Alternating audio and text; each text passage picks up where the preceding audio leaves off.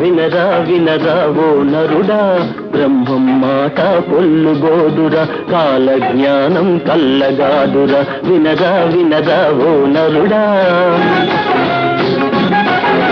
చదివాం అంటారు, విజ్ఞానం పెరిగిందంటారు, మూఢత్వంతో మూగ జీవులను రాళ్లకు ఎందుకు బలి ఇస్తారు, వినరా వినరా ఓ నరుడా.